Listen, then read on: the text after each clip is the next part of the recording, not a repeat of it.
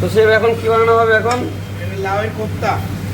Chef এখন লাউয়ের কোপ্তা বানাবে, তার জন্য এই যে প্রিপেয়ার করছে সব কিছু। এই লাউটাকে পুরো ঘষে নিয়েছে, এবারে জলটা বার করছে। ঠিক আছে, দেখো এই জলটা ছেড়ে বার করছে। এই যে দেখো ভাই, স্টাফরা রিকোয়েস্ট করেছে লাউয়ের কোপ্তা খাওয়াতে হবে, সেই কারণে আজকে প্রিপারেশন রেডি হচ্ছে লাউয়ের কোপ্তা।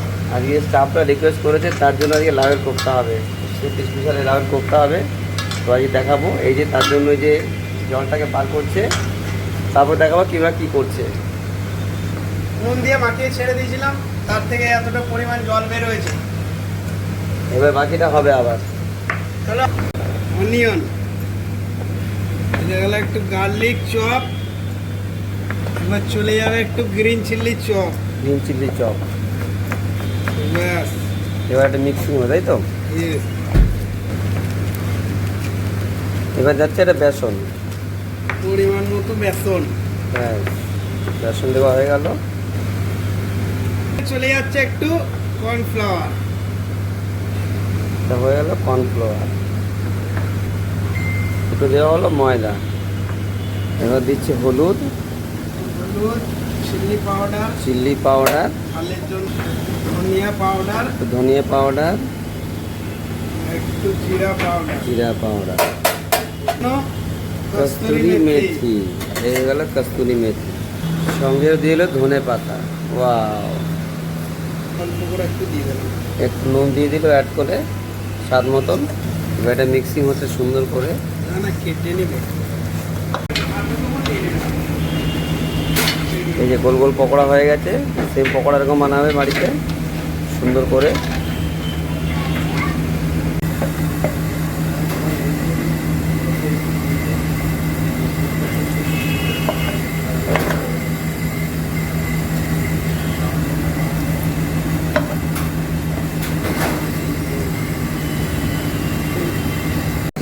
তো কোপ্তার জন্য আগে অয়েল দিয়ে দিয়েছি, তারপরে জিরা দিয়েছি।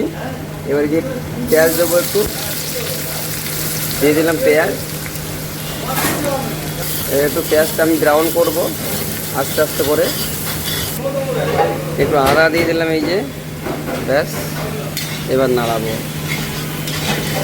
এই যে পেঁয়াজটা সুন্দর করে ফ্রাই হয়ে গেছে, এবার দেবো আমি। আর এই যে আমি টমেটো পিছনে দিলাম, টমেটো আর কাঁচা লঙ্কা, আর সঙ্গে একটু কাজু বাটা করে নিয়েছি। তো এখন টমেটো দেবো, তার আগে একটু জল দিয়ে দেবো এর মধ্যে। একটু জল দিয়ে দিলাম। তো টমেটোর পেস্ট দিয়ে দিলাম আমি, টমেটোর পেস্ট।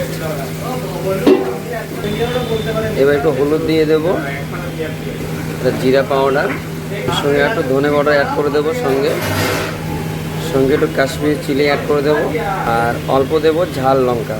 তো এই গেল, পুরো কমপ্লিট হয়ে গেল। এবার এটা মিক্স করবো এইভাবে সুন্দর করে। স্বাদ মতো লবণ দিয়ে দেবো। তো এই যে মশলা রেডি হয়ে গেছে। এইবার সঙ্গে আমি অ্যাড করব কাজু পেস্ট। তো কাজু পেস্ট রেডি আছে, এবার ঢেলে দেবো আমি এর মধ্যে।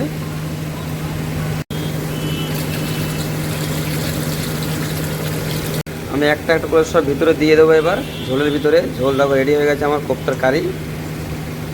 এবারে সব আমি দিয়ে দেবো একটা একটা করে। দেখো সব একটা একটা করে আমি দিয়ে দিচ্ছি এবার। এই কারি আমার রেডি হয়ে গেছে। এটা জাস্ট দিয়ে 10 মিনিট মতো ফোটাবো, তারপরে বন্ধ করে দেবো। তো আমার মোটামুটি কারি সব রেডি হয়ে গেছে। এবার